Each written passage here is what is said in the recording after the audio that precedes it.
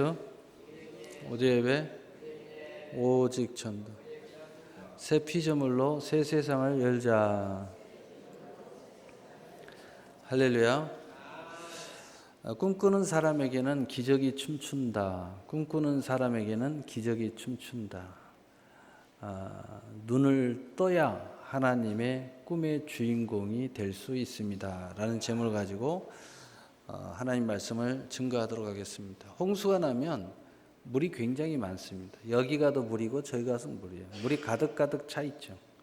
그래서 홍수가 나면 큰 재난이 일어나고 또 그것을 해결하지 못하고 미리서 대비하지 못하고 피하지 못하면 굉장히 많은 불상사가 일어나요. 사람이 죽기도 하고 많은 재산이 다 물에 휩쓸려서 사라집니다.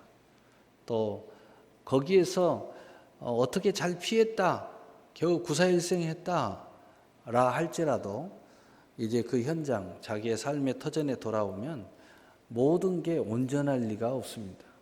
그래서 이 홍수가 나면 또 홍수가 지나가고 나면 물은 곳곳에 있는데 또는 이제 그대로인 것 같으나 먹을 물은 정작 없습니다. 지금은 경제에 큰 재앙의 홍수가 이미 불어 닥쳤습니다. 그리고 앞으로 전 세계적으로도 큰 홍수가 일어날 것을 예고하고 있습니다. 유럽에도 중국에도 또 일본에도 또 우리 한국에도 아주 예고가 지금 되어 있습니다. 이런 속에서 우리가 분별하지 못하고 또 신앙으로 무장하지 못하고 그저 물이니까 하고 먹다가는 그 오염된 물 속에서 큰 재앙을 당할 수밖에 없다 하는 거예요. 분별해야 된다는 겁니다. 시절이 어려울수록 사기꾼들이 많습니다. 시절이 어려울수록 우리를 유혹하는 세력들이 너무 많습니다. 여기가 살 길이다, 저기가 살 거리다. 바벨론의 포로 생활을 하는 이스라엘 백성들에게 많은 거짓 선지자들이 일어났습니다. 하나님이 그들에게 보내준 종은 바로 에레미야였습니다. 그래서 에레미야는 그 포로에 섞여서 그 백성들과 함께 고난의 길을 갔습니다. 그런데 에레미야의 말을 듣지 않고 수많은 거짓 선지자들의 말을 귀를 기울이기 시작했을 때 그들은 더 마음고생을 많이 하고 더 고난의 행진을 할 수밖에 없었습니다. 그때 에레미야 29장에 그런 말을 합니다. 하나님도 너희의 모든 이 재앙을 돌이키기를 원한다. 그러나 하나님께서 허락하신 재앙은 결코 변함이 없다. 하나님의 약속은 한치의 오차도 없이 그대로 행한다는 것입니다. 그러나 너희는 알아라 라고 말합니다. 이 모든 것은 우리를 축복하기 위함이다.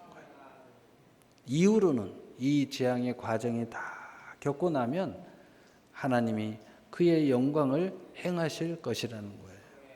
그러니 너희들은 미혹당하지 말라는 겁니다. 하나님이 주신 말이 아닌데 저들이 하나님이 주신 말처럼 이야기한다는 겁니다. 그런 말에 귀를 기울이지 말아라. 심지어는 너희들이 꿈을 꾸는 것도 개의치 말아라. 꿈꾸는 것도 해석하려고 하지 마라. 이럴 때는 꿈도 소용이 없고 아무것도 소용이 없다. 왜? 내가 행하고 있으니까. 나의 약속만 붙잡고 잘 과정을 견디고 나가야 된다는 거예요. 바로 그렇게 승리한 사람들은 그 기간을 지내고 나서 다시 약속의 땅으로 돌아오게 된 것을 우리는 잘 알고 있습니다. 영안을 열어야 된다는 것입니다. 먼저 분별이 있어야 하나님의 꿈을 내가 소유할 수 있다는 거예요. 분별이 없이 사방팔방 다니면서 그저 그냥 예배 드리면 되지. 그저 아무에게나 축복받으면 되지. 그저 내가 하나님 앞에 믿음대로 하면 되지. 지금은 그런 시대가 아닙니다. 이 시대는 확실하지 않으면 다 거짓입니다. 확실하지 않으면 다 잘못된 거예요. 평화의 시대는 이러하도 어떠한 저래도 어떠한 라고 해도 유유자적하면서 여유롭습니다. 그러나 전쟁통에는 여유 부리다가 그냥 어디서 날아오는지 모르는데 총탄에 맞아 죽습니다. 갑자기 그냥 피난 가는데 갑자기 비행기가 나타나서 폭탄을 때려 붓습니다. 안전한 길인 줄 알았는데 안전한 길이 아니었던 것입니다. 전쟁은 적진 전방도 없고 후방도 없습니다. 바로 그것이 전쟁이에요. 오히려 군인보다 민간이 더 많이 죽는 것이 전쟁입니다. 어떻게 싸우는 군인이 더 많이 죽어야지 민간이 더 많이 죽냐? 전쟁이 일어나면 그것이 현실입니다. 그래서 진짜 살려면 전쟁이 일어나면요, 군복 입고 들어가야 됩니다. 그러나 살겠다고 요리조리 하다가는요, 누구한테 죽는지 몰라요. 우리 6.25 때도요, 군인한테 죽는, 빨갱이 군인한테 죽는 사람들보다 국내에 숨어 있는 빨갱이들이 죽창 들고 찔러서 죽는 사람이 훨씬 많았습니다. 세상이 그런 거예요. 세상이 막 우여곡절 일어나면요, 내분 안에 세력들에 의해서 다 죽는 거예요. 그러니까 깨어 있어야 된다는 거예요. 그래서 꿈꾸는 자로 기적의 춤을, 이 대박의 시작을 일으키려면 제일 먼저 우리가 자신의 진실을 볼 줄 알아야 된다. 여러분의 진실을 볼 줄 알아야 돼요. 오늘 성경을 인용해서 우리가 말하려고 합니다. 왜? 라오디아 교회는 철저히 하나님의 경고를 받은 교회입니다. 대형 교회죠. 그런데 경고, 오로지 경고뿐입니다. 잘했다는 칭찬은 한 말씀도 없습니다. 그러나 그럼에도 불구하고 열심을 내어서 회개하고 내 말을 잘 들으면 너희에게 엄청난 영광을 주겠다. 그리스도와 함께한 모든 권위를 회복시켜 주겠다고 약속하고 있습니다. 첫째는 자신의 진실을 보여야 되는데, 오늘 라오디아 교회를 비유해서 우리 자신을 한번 들여다보면 차지도 뜨겁지도 않는 네 자신을 잘 보라는 거예요. 이 말은 무슨 말이냐? 이렇게 해갖고는 안 된다고 지금 예수님은 말씀하고 있는 거예요. 이런 모습은 안 된다. 또 두 번째로는 나는 부자라, 부족함이 없는 나. 야, 나는 다 뭐 괜찮아. 사는 것도 괜찮고 뭐 아무 문제도 없고 아무 문제 없어. 라고 생각한다면 그것이 문제라는 거예요. 여러분 잘 알잖아요. 아무리 부유하고 아무리 큰 권세를 가지고 아무리 은사가 많아도 내가 하나님 앞에 가까이 가면 가까이 갈수록 나는 가난한 자가 된다는 거예요. 심령이 영적으로 부자가 돼야지. 세상의 부자 소용없다는 거예요. 세 번째로 벌거벗은 수치의 나. 네가 벌거벗은 줄 알아야지. 벌거벗은 줄도 모르고 그렇게 있으면 안 된다는 거예요. 두 번째, 눈먼 나. 하나님의 말씀이 무슨 말씀인지는 몰라요. 눈이 멀어가지고 하나님의 역사가, 하나님의 원함이, 예를 들어 여기 있다, 여기 있다는 걸 모르고 천방지축으로 돌아다녀요. 눈이 멀었다 이 말이죠. 그걸 알아야 된다는 거예요. 여기서부터 우리가 출발을 해야 된다. 내 자신을 바로 볼 줄 알아야 뭐 고치든지 말든지 할 거 아닙니까? 내 자신이 지금 어떤 상황에 있는지 분명히 알아야 된다는 거예요. 두 번째, 분별의 눈을 가져야 합니다. 이제 영안이, 눈이 열려 있어야 된다는 거예요. 그래야 내가 결단하는 역사가 일어나는 거예요. 불로 연단한 금을 내가 사서 하나님이 지적하고 있는 것을 고칠 수 있다는 거예요. 믿음을 산다는 거예요. 믿음은 연단을 통해서 얻어지는 거라는 겁니다. 연단 받지 않는 믿음은 없다는 거예요. 고난을 통하여 이 믿음이 얻어진다는 거예요. 정금같이 만들어진다는 거예요. 그러니까 여러분이 고난과 연단과 훈련을 살살 피해 다니고 편하게 신앙생활 하려고 하는 사람은 이걸 살 수가 없어요. 영안을 여는 사람만이 스스로 고난의 길을 가는 거예요. 스스로 훈련의 길을 가는 겁니다. 스스로 내가 나의 영혼을 위하여 스스로 잠을 줄이고, 그리고 내가 나의 것을 절제하고, 이런 길을 갈 수 있다는 거예요. 그리고 영적으로 부요한 나로 나를 만들어 갈 수 있다는 거예요. 뭐가 영적인 부요인지 알아야 된다는 거죠. 흰 옷을 사서 입어야 된다는 거죠. 세상 옷만 계속 사서 입지 말고 하나님의 천국의 옷을 입어야 될 거 아닙니까? 그리고 안약을 사서 눈을 뜨라 이 말이에요. 내 눈이 아픈데도 아픈 줄 모른다. 그건 문둥병이잖아요. 내 손가락이 하나 없어졌는데도 몰라요. 왜? 아픈 줄 몰라. 그 영적 문둥병에 걸린 거예요. 내가 무너지고 있는데도 무너지고 있는 줄 몰라요. 내가 지금 병드는데도 병든지를 몰라요. 요즘에 의사 여안에 보니까 그런 비슷한 병이 나오더라고. 무통증. 내가 아파도 아픈 줄 몰라. 그래서 폭탄이라고 그래. 그런 환자보다 폭탄. 언제 폭탄이 터질지 모른다. 내가 아픈 줄 모르니까 그냥 가만히 있다가 거의 다 죽어서 그냥 피를 토하고 또는 어디가 막 터져서 그때서 쓰러지는 거예요. 그러면 앰뷸런스를 가는 거예요. 고통, 느낌이 없는 거예요. 그래서 근신하여 깨어있는 사람은 느껴야 된다는 거죠. 내가 조금만 하나님 앞에 잘못 써도 느껴져야 돼요. 내가 좌우로나 치우쳐도 느껴야 돼요. 우로나 치우쳐도 느껴야 돼요.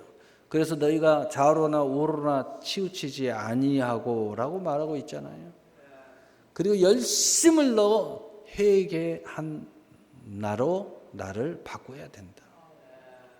죄가 많은 사람이 회개하지 않습니다. 죄가 많다고 생각하는 사람이 회개하는 거예요. 다시 말해서 영안이 열리고 분별의 영이 열리면 내가 얼마나 큰 죄인 줄 안다는 겁니다. 여러분, 진실한 사랑을 하는 사람은 그 사랑하는 사람에게 내가 요만큼만 배신의 행위를 해도 너무 가슴 아파해요. 너무 큰 죄인인 것처럼 느껴져요. 그래서 너무너무 미안한 거예요. 자그마한 실수가 엄청난 큰 실수처럼 느껴지는 거예요. 왜? 진짜 그 남편을, 진짜 그 아내를 사랑했기 때문에. 내가 사랑에 실수를 했고 그게 너무 크게 느껴져요. 진짜 의인은, 진짜 믿음의 의인은 그래서 회개를 열심히 하는 거예요.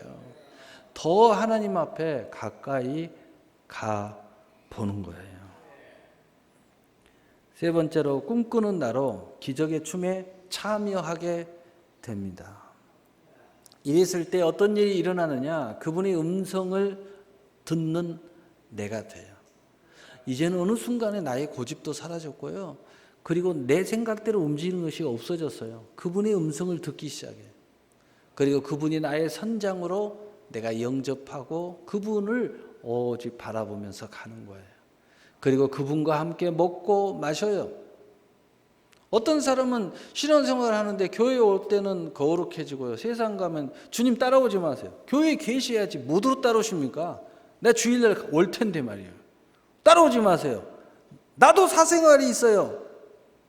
그거 아니라는 겁니다.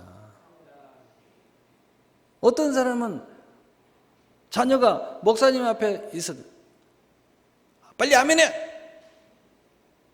지혜롭지 못하고. 나는 무슨 말인지 몰랐어요. 가만히 뒤에 가서 목사님 앞에서는 아멘하고 안 볼 때 하면 되잖아 이놈아. 그게 지혜입니까? 그래서 그 사람한테는 기적이 없는 거예요. 기적은 그분과 함께 먹고 마신다는 뜻은 뭐예요? 모든 만사를 함께 한다는 겁니다. 진실한 사랑의 소통이 일어난다는 거예요. 그렇게 될 때 그분의 보좌에 함께 앉은 나, 내가 그분을 허용했듯이 그분도 그분의 모든 것에 나를 허용해 주신다는 거예요. 내가 그분의 권위에 올라간다는 거예요. 하나님 우편에 똑같이 앉는다는 거예요. 하늘의 권세와 땅의 권세를 똑같이 내가 갖는다는 거예요. 얼마나 놀랍습니까? 심는 대로 거두는 거예요. 내가 그분을 내 안에 허용했듯이 그분도 나를 그분의 모든 것에 허용해 주겠다는 거예요. 얼마나 놀랍습니까? 그리고 그분의 모든 승리에 내가 참여하는 거예요. 내가 승리 안 했는데 내가 그분의 승리에 참여하는 거예요. 나의 승리에, 자그마한 승리에 그분도 참여하고 모든 것을 함께 한다는 겁니다. 여러분, 오나시스 이야기를 한번 들어보세요. 오나시스는 그리스도인으로 영접공 노동자였습니다. 그냥 그대로 그냥 사는데 아무 문제 없었어요. 뭐 문제 있습니까? 없죠. 그런데 그의 삶이 무언가 틀어지기 시작했어요. 행복이 사라졌어요. 그리고 그는 하나님을 그제서야 바라봤어요. 왜냐? 믿음 있는 사람이니까. 그제서야 하나님을 쳐다봤어요. 행복이 없어지고 모든 걸 다 사라지고 나니까. 그제서야 그는 자신의 진실한 모습 앞에 설 수가 있습니다. 여러분, 내 자신의 진실한 모습은 어디에서 발견할 수 없어요. 하나님 앞에 바로 서야 내 자신의 진실한 모습을 볼 수 있어요. 여러분은 어떤 철학이나 어떤 모습 속에서 내 자신을 발견할 수 없어요. 하나님 말씀 앞에 서야 내 자신을 발견할 수 있어요. 그제서야 그는 가만히 있을 수가 없었습니다. 그제서야 자기 자신을 제대로 보기 시작했고, 그때서야 하나님의 은혜를 구하기 시작했어요. 그때서야 기도하는 사람이 되기 시작했어요. 그때서야 하나님 앞에 간절히 소망을 갖는 사람이 되기 시작했어요. 그는 성령의 기름 부음을 받기 시작했습니다. 그리고 한 가지 놀라운 일이 일어났습니다. 바로 영국종 노동자가, 아주 평범한 노동자가 그냥 살기에는 그냥 괜찮았는데 그가 갑자기 큰 재벌의 꿈을 꾸기 시작했어요. 재벌의 꿈을 꾸기 시작했어요. 참 꿈이니까 누구든지 못 꿉니까? 꿈은 꿀 수 있죠. 제가 보니까요, 꿈도 아무나 꾸는 게 아니에요. 제가 어린아이들한테, 오늘 또 내가 어떤 친구한테, 야, 너는 대통령 아내가 충분히 될 수 있어. 될 수 있어, 없어? 그러니까 꿈을 꿔라. 믿음으로는 다 되는 거야. 그리고 나서 믿음에 대해서 오늘 어린아이들 놓고 설교했어요. 믿음은 이런 거라고 말이에요. 그런데 이 친구에게도 이게 일어난 거예요. 이렇게 노동자가, 나는 평생 이렇게 살아야겠다고 생각하던 이 오나시스가 갑자기 큰 재벌의 꿈을 꾸기 시작한 거예요. 그는 그때부터 일주일 내내 벌어서 일주일 내내 땀 뻘뻘 흘리면서 용접해가지고 번 돈을 한 번에 다 쓰는 거야. 그래갖고 재벌 되겠어요? 근데 어디 가서 쓰느냐? 당시에 자기 그 나라의 최고의 부자들이 가는 레스토랑에 가서 식사를 주문했어요. 그들이 먹는 식사와 똑같은 거. 그들이 입은 옷을, 비싼 옷을 사가지고 입고, 그리고 그 자리에 앉아서 꿈을 꾸기 시작했어요. 그들의 사이에 앉아서 그들이 말하는 소리를 들으면서 똑같은 꿈을 꾸기 시작했습니다. 우리말로 말하면 강남, 청남동 가장 비싼 레스토랑에서 가장 싸다는 것이 25만 원짜리 그런 걸 시켜놓고 최고 옷을 딱 입고 위에 밑에 딱 하면은 보통 4천, 5천 딱 걸치고, 우리나라로 이야기하면 백 하나 기본 2천 이상 거 딱 걸치고 앉아서 식사를 하는 거예요. 근데 거기에 끼어가지고 딱 앉아 있는 거예요. 노동자가 자기가 번 돈을 다 한 끼 식사로 다 집어넣고, 그러면서 그는 그 꿈을 계속 꿨어요. 거기 앉아서 계속 꿈을 꾸고 그리고 그들의 이야기를 들으면서 또 꾸고 하다가 결단을 했어요. 이제 노동자 그만해야 되겠다. 돈을 벌어야 되겠다. 무역업을 그래서 시작했답니다. 4년 만에 그는 꼭 10억을 벌었대요. 4년 만에. 10년 만에 1000억을 벌었대요. 그리고 급기야는 그리스라는 나라의 최고의 부자가 됐습니다. 그 과정 중에 그는 한 주를 열심히 벌어 최고 옷을 입고 꿈꾸기를 수만 번 했대요. 매일 앉아서 수만 번 꿈을 꿨어요. 뭔가 될 때까지. 그런 그에게 기적이 춤을 추기 시작했어요. 갑자기 내가 무엇을 해야겠다는 결단의 기적이 일어나기 시작했고, 더 큰 기적은 만남의 기적이 일어난 거예요. 그 당시에 선박 왕이 그 옆에서 식사를 하고 있었어요. 그리스 하면은 선박으로 유명하잖아요. 선박 왕이 딱 식사를 하다가 이 청년이 그냥 매주에 한 번씩 와가지고 그 비싼 옷을 탁 입고 멋지게 생겼는데 밥은 안 먹고 무슨 생각을 그렇게 하는 거야. 그래서 너무 궁금한 거야. 이분이 청년을 불러가지고 물어보는 거예요. 청년, 도대체 왜 당신은 매번 내가 볼 때마다 그렇게 깊은 생각을 잠겨 있는데 내가 너무 궁금해가지고 무슨 생각을 그렇게 하냐고 그렇게 물었어요. 그때 그 청년은 말했습니다. 사실 나는 노동자 용접공입니다. 그런데 자기 이야기를 하는 거예요. 어느 순간에 삶에 대한 불행이 찾아왔고 거기에 대해서 하나님 앞에 기도했고 그리고 하나님이 나에게 이런 꿈을 주셨어요. 그래서 내가 어떻게 할 바를 몰랐는데 이런 생각을 나에게 주셨어요. 그래서 내가 이곳에 와서 이분들 사이에 앉아서 꿈을 꿔야 되겠다. 하나님의 감동대로 내가 계속 꿈을 꿔야 돼. 그리고 계속 그걸 이루어지기를 바라면서 믿음으로 기도하면서 그걸 꿈을 꾸고 있었다는 거예요. 그러니까 선박왕이 그 이야기를 듣더니 청년 나와 함께 일해보지 않을란가? 그리고 그를 자기 회사로 데리고 가서 선박의 일들을 맡기고 가르치기 시작했어요. 나중에 이 사람이 어떻게 됐어요? 오나시스가 후에 세계의 선박왕이 됐어요. 여러분, 하나님의 꿈을 품는 자에게는 기적이 춤을 추는 거예요. 기적이 막 서로 막 나에게 역사하려고 막 춤추고 들어오는 거예요. 두 번째로, 세상의 주인인 사람은 어떤 모습을 가지고 있습니까? 하나님의 꿈을 꿀 수가 없습니다. 왜요? 주인이 세상인데 이 세상이 하나님의 꿈을 싫어해요. 두 번째로, 자신의 이익을 항상 먼저 생각합니다.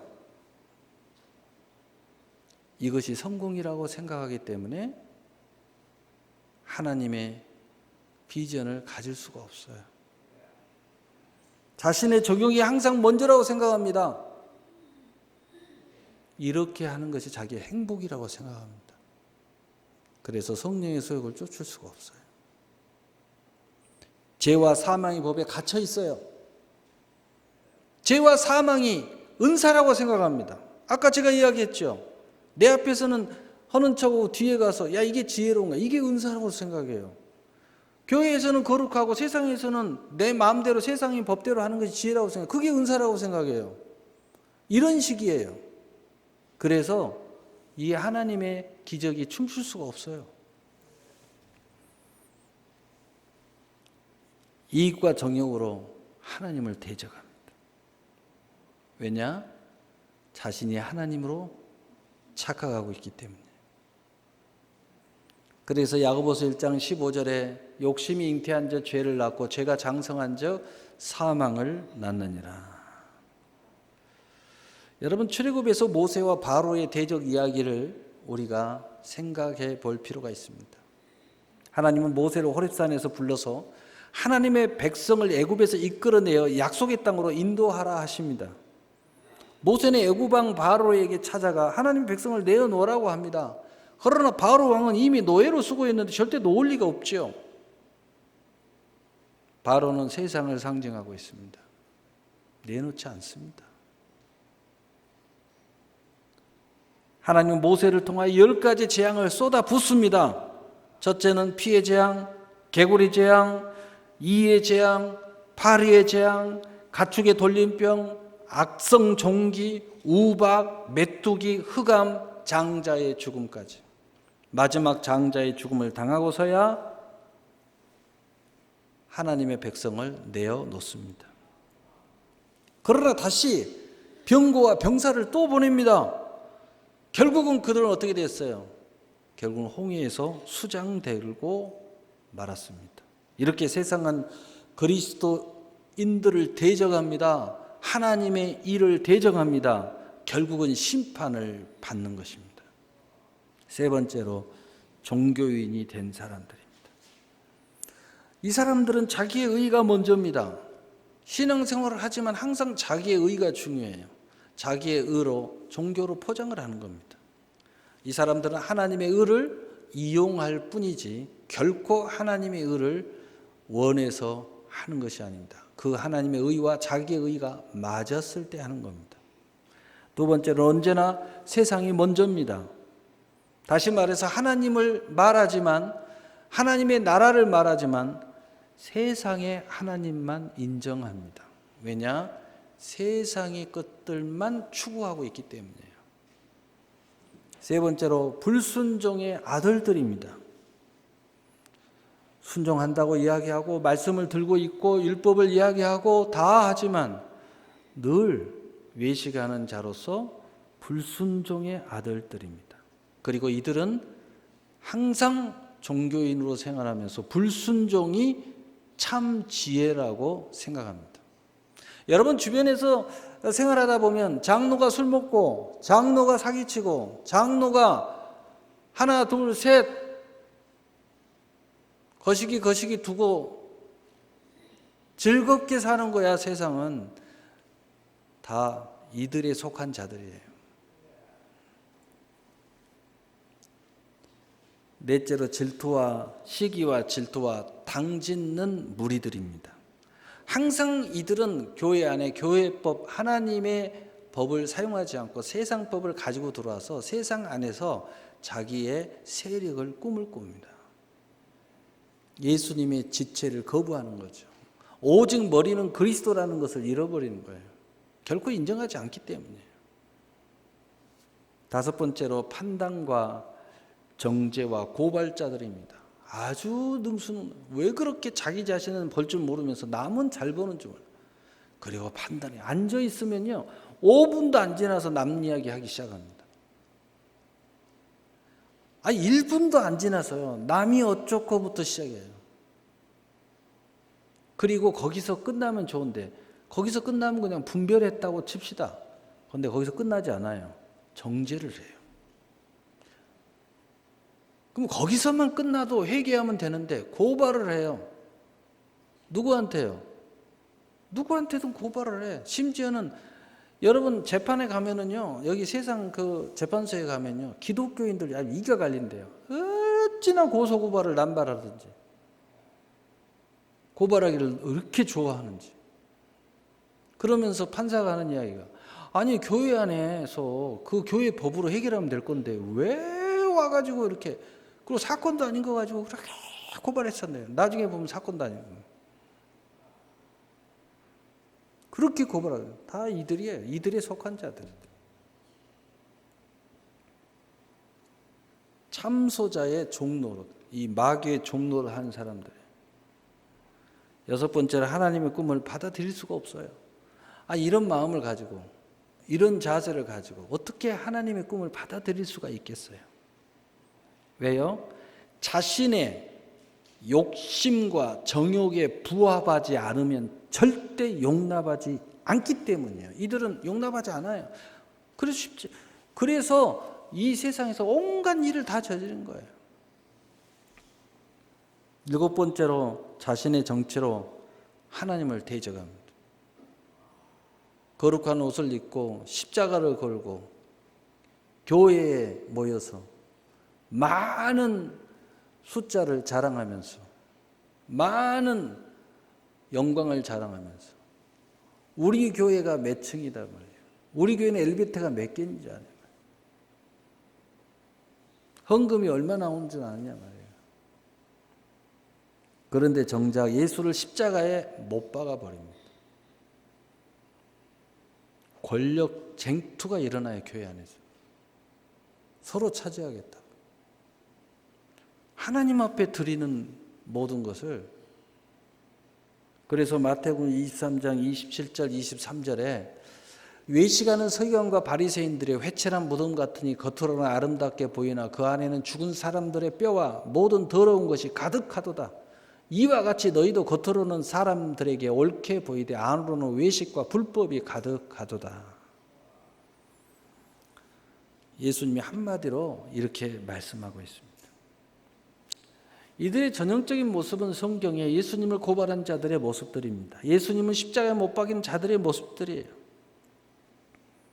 자신들의 의와 세상을 소유하기 위해서 강도 바나바를 살리면서, 세상에나 강도 바나바를 살리면서 어느 누구도 다 알고, 빌라도도 알고, 빌라도 아내도 알고, 그들도 알아요, 죄 없으신 예수님이라는 것. 그럼에도 불구하고 자기의 의와 소정의 목적을 위해서 예수를 십자가에 못 박혀 죽입니다. 죽이려고 사람들을 충동질하고, 그래서 많은 분들을 이끌어서 바나바를 살리고 예수를 못 박으라고 소리칩니다. 이들이 종교인들입니다. 분별이 없습니다. 분별을 가질래야 가질 수도 없습니다. 자기들이 하는 행위가 무슨 짓인지도 모릅니다. 성경도 알고 교회도 알고 그리스도인들의 실체도 알기에 그들은 고발과 참소와 계획의 달인들인 것입니다. 오늘날 한국 교회를 이렇게 핍박하고 이렇게 도전하고 이렇게 찢어 나누는 그들이 누굽니까? 이들입니다. 교회에 대해서 너무 잘 알아요. 성경도 잘 알아요. 그런데 정작 거듭나지 못했어요. 그래서 이런 짓거리를 아무렇지도 않게 하는 거예요. 너무 잘 알기 때문에. 아예 세상 사람들은 몰라요. 잘 모르니까. 제가 가끔 가보면요, 막 교회 욕하면 다 전적이 있는 사람들이에요. 완전히 세상에 속해 있는 사람들은 몰라요. 그저 목사님이랑 아우 목사님입니까? 근데 안 좋은 소리 듣는 그런 사람들은 아니죠. 종교인들은 언제나 자신이 먼저고 세상의 것이 먼저이기 때문에 이렇게 할 수밖에 없습니다. 분별이 없습니다. 마귀의 종노릇 할 수밖에 없어요. 하나님의 의에 복종할래야 할 수가 없습니다. 왜? 자기의 의 때문에. 마지막으로 하나님의 꿈을 꾸는 그리스도인들입니다. 이 사람들은 항상 자신의 진실을 항상 보기를 원하고 또 봅니다. 여러분, 하나님을 열심히 보면 내 자신이 보여요. 열심히 말씀을 들여다보면 내 자신이 보여요. 열심히 기도하면요, 내 자신이 보입니다. 그래서 이 사람들은 항상 회개하는 사람들입니다. 우리가 봤을 때는 조금 더 부족함이 없다고 생각하는데 늘 회개합니다. 여러분, 바울을 보십시오. 바울이 순교하기 직전까지 회개했습니다. 바울이 점점 순교의 시간이 가까이 오면 올수록 바울은 더 큰 죄인이라고 고백합니다. 어디서요? 성경에서요. 가장 큰 악인이라고 고백해요. 온유와 겸손의 멍에를 맨 사람들입니다. 왜요? 평생 예수님께 배워야 한다고 생각하기 때문이에요. 그래서 늘 주님과 배우는 사람들입니다. 절대 주님의 자리에 나가지 않습니다. 항상 온유와 겸손의 멍에를 메고 우리 주 예수 그리스도를 바라보면서 그분의 길을, 발자취를 따라가는 사람들입니다. 두 번째로 영안을 가지고 분별합니다. 늘 눈이 띄어져 있기 때문에 모든 것을 분별할 줄 안다는 거예요. 지금 이 한국 상황이 어떤 상황인지 분명하게 봅니다. 지금 내 상황이 어떤 상황인지 분명하게 볼 줄 압니다. 그래서 하나님의 꿈도 볼 수 있습니다. 지금 이 상황에서 어떻게 해야 될지 그 하나님의 계획이 내 마음에 품어집니다. 그래서 성령의 소욕을 쫓아가는 사람들이라고 말하는 것입니다. 세 번째로 꿈꾸는 나로 기적의 춤에 참여하게 됩니다. 언약을 성취하는 사람들이에요. 당연하지 않겠어요? 예수 그리스도의 모든 것에 함께 참여하니 언약에 참여하죠. 그래서 이 사람들에게 이렇게 말합니다. 성경은 성령의 권능으로 행하는 사람들이라고. 그래서 히브리서 11장 1절 2절은 믿음은 바라는 것들의 실상이요 보이지 않는 것들의 증거니 선진들이 이로써 증거를 얻었느니라. 바로 우리가 돼야 된다는 거예요. 여러분, 이런 사람들 중에 한 사람을 성경에서 여러 승리자들의 모습이 있지만 그러나 감격적인 한 사람을 한번 추려봤습니다. 꿈꾸는 사람 삭개오 이야기입니다. 삭개오는 부자지만 떳떳하지 못한 사람이었습니다. 복음서에는 그가 키 작은 남자라고 쓰여져 있습니다. 삭개오라는 사람은 거기 있었습니다. 예수님이 오는 그곳에. 그는 세관장이었고 부자였습니다. 삭개오는 예수가 어떤 사람인지 보려고 애썼으나 무리에 가려서 예수를 볼 수 없었습니다. 너무 키가 작아가지고. 부자였던 이유를 그는 남에게 솔직히 털어놓기도 어려운 사람이었습니다. 이웃이 열심히 일해서 벌어놓으면 몰인정하게 뜯어가 나라에 바쳤고 부당하게 착취하여 자기 배를 불렸던 사람입니다. 땀 흘려 일한 국민은 불의와 가난의 눈물을 삼키지만 그 덕에 자신은 잘 먹고 좋은 집에 살았습니다. 법도 나라도 그를 정죄하지 못했습니다. 하지만 사회는 그를 죄인이라고 말했습니다. 그의 양심도 하나님 앞에 자신이 얼마나 큰 죄인임을 고민했습니다. 예수님이 그를 보았고 그도 예수님을 보았습니다. 그때 예수님께서 삭개오야, 키가 작아 뽕남에 올라오는 삭개오야 내려오너라. 내가 오늘 내 집에 유하여야겠다 하자 그는 기쁨으로 예수님을 영접했습니다. 조금도 주저하지 않았습니다. 모두가 수군거리며 말했습니다. 그 거룩한 선지자 예수라는 사람이 죄인의 집에서 들어갔대? 죄인의 집에 묵으려고 갔대?